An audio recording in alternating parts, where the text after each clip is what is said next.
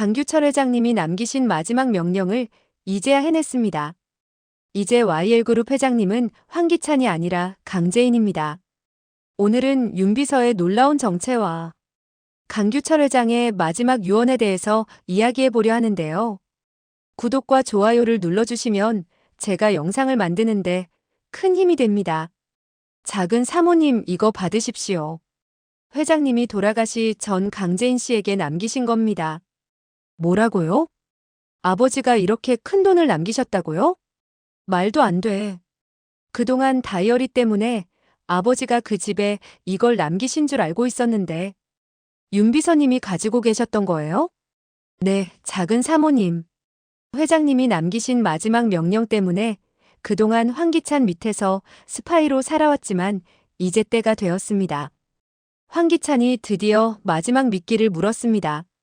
중국 투자권이 무산되는 바람에 해서는 안 되는 선택을 하고 말았어요. 황기찬은 지금 자기가 가지고 있는 모든 주식을 담보로 잡혔습니다. 이제 작은 사모님 아니 강재인 씨가 YL그룹 회장 자리에 오르시면 됩니다. 드디어 준비가 끝났습니다. 그동안 정말 많이 고생하셨습니다. 윤비서님. 저는 윤비서님이 황기찬 편이 아닌 줄은 꿈에도 몰랐어요. 그동안 정체를 왜 숨겨오신 거예요? 아버지가 마지막으로 남기셨다는 명령은 또 뭐고요? 시간은 강규철 회장이 죽기 전날로 돌아가게 되는데요. 윤비서 자네한테 한 가지 부탁이 있네. 강규철 회장은 도민준을 만나고 난 뒤 윤비서를 조용히 불렀습니다. 내가 도민준 상무한테도 황기찬 약점을 캐내달라 부탁했지만 회사까지 그만둔 사람한테 더 이상 큰 짐을 지워줄 수가 없었어. 그래서 말인데 윤비서 자네한테 어려운 부탁을 하려고 하네. 위험할 수도 있고 힘든 일이 될 수도 있어. 하지만 이 노인네 마지막 부탁이라 생각하고 들어줄 수 있겠나? 회장님, 저 평생을 회장님만 모셔왔습니다. 회장님께 받은 은혜 죽어도 갚지 못하고요. 어려운 일, 힘든 일, 그것들 전부 제가 해야 될 일이 아니겠습니까? 편하게 맡겨만 주십시오. 윤비서는 강규철 회장의 충실한 오른팔이었습니다. 어려운 가정 형편상 공부를 더 이어나갈 수 없었지만 YL그룹에서 받은 장학금으로 대학까지 졸업하게 되었고 강규철 회장은 그를 직접 발탁하여 곁에 두었습니다. 윤비서는 진심으로 강규철 회장을 존경했고 개천에서 용났다는 말처럼 이제 집안은 대기업 회장의 비서로 일하는 덕분에 풍족하게 살 수 있었죠. 윤비서는 그 감사한 마음으로 강규철 회장에게 충성을 맹세했습니다. 사랑하는 부인을 지키고자 동생의 아들을 친자로 들이는 집안의 비밀까지. 윤비서는 모르는 것이 없는 내부인이었죠. 그리고 이건 그렇게 존경스러웠던 강규철 회장이 처음이자 마지막으로 하는 부탁이었습니다. 윤비서 이것들은 내가 숨겨둔 차명 계좌들이야. 떳떳하지는 않은 돈이지만 황기찬이 모르게 하려면 이 방법뿐이었네. 여기 내 비자금을 비롯해서 내가 평생 숨겨놓은 것들일세. 이걸 자네가 이걸 보관해주게. 그리고 혹여나 재인이에게 어려움이 처하면 자네가 내 딸을 좀 도와주게. 아니 회장님께서 직접 관리하시던 걸 저한테 맡기신다고요? 아직 이렇게 정정하신데 이걸 저한테 맡기시는 이유가 있습니까? 내가 이걸 맡길 곳이 자네밖에 없어. 내 딸은 아마 이 재산들이 그 집에 있다고 알고 있을 걸세. 강규철 회장의 목소리는 평소와 달리 무겁고 진중했는데요. 노련한 경영인의 카리스마 뒤에 숨겨진 아버지의 간절함이 묻어났죠. 하지만 황기찬 그놈 손에서 안전하게 우리 가족을 지키려면 이걸 집에 둘 수가 없어. 윤비서 자네가 맡고서 끝까지 숨겨야 해. 강규철 회장은 떨리는 손으로 무거운 서류 봉투를 윤비서에게 건네며 계속 말을 이어갔는데요. 윤비서 내 가족을 부탁하네. 나한테 무슨 일이 생긴다면 자네가 꼭 좀 내 딸을 지켜주게나. 윤비서의 눈시울이 붉어지기 시작했죠. 평생을 모셔온 회장님의 이런 모습은 처음이었는데요. 회장님, 그런 말씀하지 마십시오. 회장님이 제게 주신 은혜가 얼마나 큰데 전 평생 회장님 밑에서 일할 생각입니다. 회장님이 은퇴하신다고 해도 끝까지 회장님을 지킬 생각이라고요. 윤 비서는 다소 당혹스러워하며 강규철 회장의 부탁을 받아들였지만 불길한 예감이 가슴을 짓누르고 있었죠. 하지만 그건 결국 강규철 회장의 유언이 되고 말았습니다. 그 다음날 황기찬을 만나고 죽게 된 것을 가장 먼저 확인한 사람이 바로 윤 비서였죠. 차가운 시신 앞에서 윤 비서는 무릎을 꿇었는데요. 회장님, 회장님이 이렇게 억울하게 돌아가시다니. 아직 회장님께 받은 은혜도 다 갚지 못했는데. 윤 비서는 흐르는 눈물을 주체할 수 없었지만 강규철 회장이 마지막으로 남긴 유언을 반드시 받들어야 한다는 사명감이 가슴 깊이 자리 잡았죠. 회사 모두가 황기찬 편으로 돌아섰고 심지어 고모인 강미란마저 강재인을 배신하는 광경을 보며 속으로 피눈물을 삼켰죠. 조금만 참으십시오. 제가 꼭 강재인 씨를 YL그룹 회장 자리에 올려놓겠습니다. 윤 비서는 마음속으로 다짐하며 꿍꿍이를 숨긴 채 그렇게 황기찬의 충성스러운 신복이 되었습니다. 황기찬이 시키는 더러운 명령도 기꺼이 따르며 철저하게 의심을 거두는 데 성공했죠. 그렇게 윤 비서는 낮에는 황기찬의 오른팔 비서로 일했지만 밤에는 검은 가면을 썼습니다. 그동안 황기찬과 강세리의 추악한 정체를 폭로하며 유튜브에서 활동하던 가면남의 정체가 바로 윤 비서였던 거죠. 말도 안 돼. 윤 비서님이 그 유튜버였어요? 강재인의 눈에서 놀라움과 감동의 눈물이 동시에 흘러내렸는데요. 강세리 정체도 폭로하고 그동안 도대체 누가 절 도와주고 있는 건지 궁금했었는데 그게 윤 비서님일 줄이야. 강재인은 감격에 겨워 윤 비서의 손을 꼭 잡았습니다. 그 손은 따뜻했고 든든했죠. 윤 비서님 정말 감사드려요.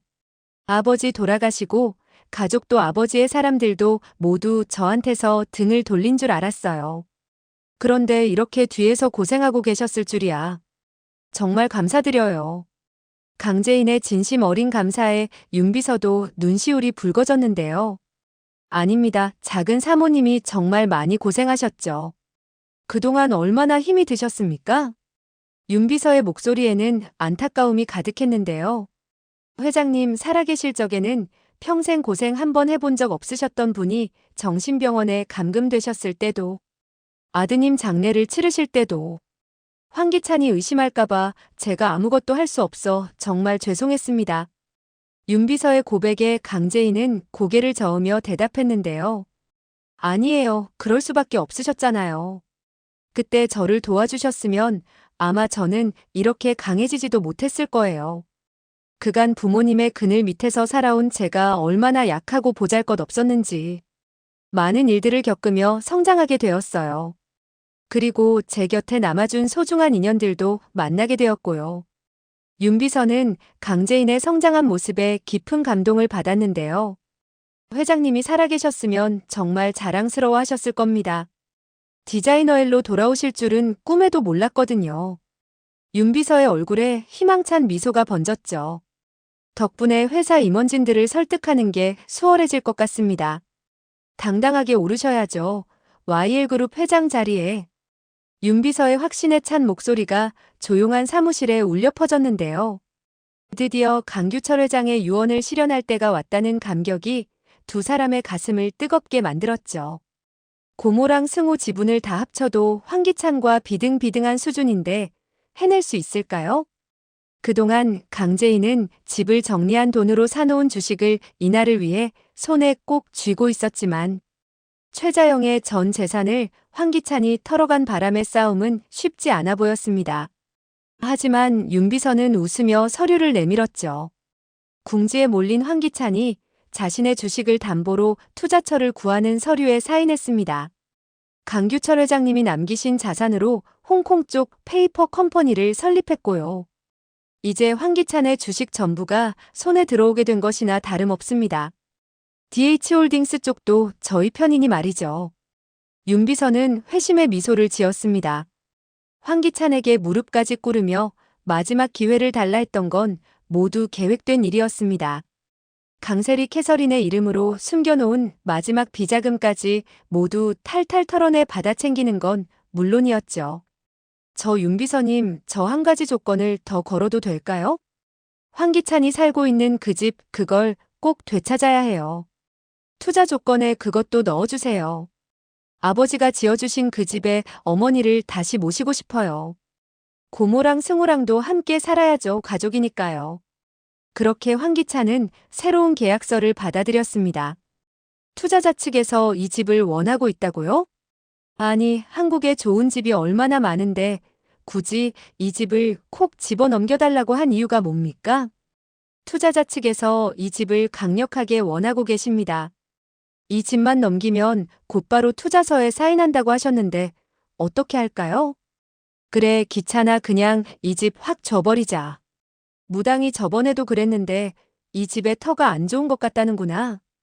이 집에서 살면서 우리 손자가 죽지를 않나? 며느리가 몽땅 집을 나가지 않나? 우리 김한이가 적골된 걸 보면 여긴 우리랑 안 맞는 것 같다.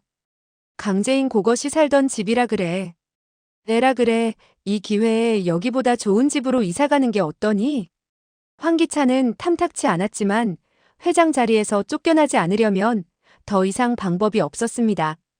이를 꽉 깨물으며 서류에 사인을 하게 되었죠. 여기 사인했으니 빨리 전달하세요. 아니, 대체 투자자 정체가 누구길래 얼굴 한번 비추지 않고 이렇게 서류로만 이야기를 하고 있답니까? DH홀딩스 정호성 대표도 이 정도는 아니었습니다. 이제 사인하셨으니 아마 정체를 드러내실 겁니다. 이 집 비우시기 전에 한번 보러 온다고 하셨으니까 그때 인사하시면 되겠네요. 그리고 황기찬이 결국 집을 넘겼다는 소식에 강세리는 너무나도 안타까워했습니다. 기찬 씨 차라리 집을 하나 사주지 그랬어. 그 집이 어떤 집인데. 내가 강재인한테서 그 집 빼앗으려고 평생을 노력했는데 그 집을 넘기면 어떻게 해? 어쩔 수 없었어. 지금 그 사람 아니면 집이고 뭐고 회장 자리에서 쫓겨나게 생겼는데 집이 문제야? 도대체 누군지 왜 그 집에 집착하는 건지 이해가 안 가네. 황기찬은 답답한 심정으로 머리를 쥐어뜯었는데요. 하지만 됐어. 집도 넘기고 지분도 전부 걸었지만 이걸로 큰 투자를 받는데 성공했으니 회장 자리는 지킬 수 있을 거야. 황기찬의 목소리에는 안도감이 섞여 있었죠. 강밀한 상무도 쫓아냈으니 이제 날 위협할 건 더 이상 없어. 강세리는 여전히 불안한 표정으로 물었는데요. 집은 언제 빼주기로 한 거야 그럼? 황기찬은 한숨을 쉬며 대답했죠. 그쪽이 급하게 이사 들어와야겠다고 일단 오늘 집을 보러 오겠다네. 당신도 집에 돌아와서 지호짐들 다 정리하는 게 좋겠어. 그리고 약속된 시간 노숙자를 비롯해 모두 모인 가족들은 새로 이사 들어올 집주인을 초조하게 기다렸죠. 도대체 얼마나 부자라니? 노숙자가 궁금증 가득한 목소리로 중얼거렸는데요. 그리고 기다리던 그 순간 띵동 초인종이 울렸습니다. 모두의 시선이 현관문으로 향했죠. 문을 연 황나라의 얼굴이 순간 굳어버렸는데요. 에? 엑스 새언니인데요? 여긴 왜 또 왔지? 네가 여기가 어디라고 찾아와. 노숙자의 목소리가 점점 높아졌는데요. 너 기억 다 찾은 거 뽀록이 났는데 무슨 염치로 네가 여길 오냐는 말이야. 강재인은 여유로운 미소를 지으며 대답했죠. 이제 제 집인데 뭐 문제 있나요? 연락 못 받으셨어요? 강재인은 고개를 갸웃거리며 연기를 이어갔는데요. 이상하다. 분명 이 시간에 약속한 것 같은데. 정말로 기억이 오락가락하시는 건 아니죠? 뭐? 집주인? 네가 그럼 이 집에 새로 이사 오겠다고 한 그 재벌 투자자라는 말이야? 노숙자의 목소리는 믿을 수 없다는 듯 떨렸는데요. 어디서 말도 안 되는 소리야. 네 전 재산은 우리 기찬이한테 다 빼앗겼는데 어디서 이게 거짓말을 하고 있어. 강재인은 차분하게 윤비서를 바라보며 말했는데요. 윤비서님 계약서 보여드리세요. 윤비서가 내민 계약서를 본 황기찬의 손이 부들부들 떨리기 시작했죠. 맞네 맞아. 여기 강재인이라고 써져 있는데요. 그때 어려진 황기만이 천진난만하게 끼어들었는데요. 엄마 한글 읽어드려요? 황기만이 분위기도 읽지 못한 채 불난 집에 아주 부채질을 했고 강세리는 믿지 못한 채 다시 한번 계약서를 가로챘죠. 말도 안 돼. 네가 도대체 무슨 수로. 강세리의 비명에 가까운 외침이 터져나왔는데요. 디자이너엘로 돌아온 것도 말도 안 되는데. 네가 다시 이 집을 가져간다는 말이야? 강재인은 승리의 미소를 지으며 천천히 입을 열었죠. 세리야, 원래부터 이 집은 내 거였어. 강재인의 목소리는 차갑고 단호했는데요. 네가 나인 척한다고 내 발끝이나 쫓아올 수 있을 것 같았니? 강재인은 집안을 둘러보며 감회에 젖은 듯 말을 이어갔죠. 내가 강재인이고 여긴 아버지가 지어주신 내 집이야. 잠시 멈췄다가 황기찬을 바라보며 덧붙였는데요. 아참, 황기찬은 나한테 돌려줄 필요 없어. 너 평생 가져도 돼. 강재인은 강세리를 향해 비아냥거리듯 말했죠. 세리야, 너한테 고마워. 나한테서 저 물건을 치워줘서. 강재인의 시선이 황기찬에게로 향했는데요. 그런데 황기찬도 너랑 똑같은 생각일지 모르겠네. 강재인의 입가에 잔인한 미소가 번졌죠. 원래 내가 네 아들도 똑같이 뺏어줄 생각이었는데 재밌는 걸 발견했지 뭐야. 그 순간 강세리의 얼굴이 창백해졌는데요. 황지호가 황기찬 아들이 아니더라고. 폭탄 같은 선언에 황기찬과 노숙자의 눈이 휘둥그레졌죠. 황지호를 뺏어봐야 자기 아들이 아닌데 황기찬한테 고통도 줄 수 없을 것 같아서 일찍 계획을 접은 거야. 강재인은 마지막으로 경고하듯 말했는데요. 네가 아주버님한테 한 것처럼 나까지 또 밀어버리면 어떻게 하니? 그럼 우리 집 구경 다 했으니 난 이만 돌아갈게. 강재인은 집을 완전히 초토화로 만든 채 유유히 퇴장했습니다. 강재인 너. 강세리의 절규가 집안 전체에 울려 퍼졌는데요. 노숙자와 황기찬은 분노에 찬 눈빛으로 강세리를 노려보았죠. 이제 이 지옥의 불구덩이에 남아있는 사람들끼리 치열하게 싸울 일만 남아있는 것 같은데요. 여왕의 집을 되찾는 그날까지 강재인을 응원하며 리뷰를 마치겠습니다. 구독과 좋아요를 눌러주시면 제가 영상을 만드는데 큰 힘이 됩니다. 시청해주셔서 감사합니다.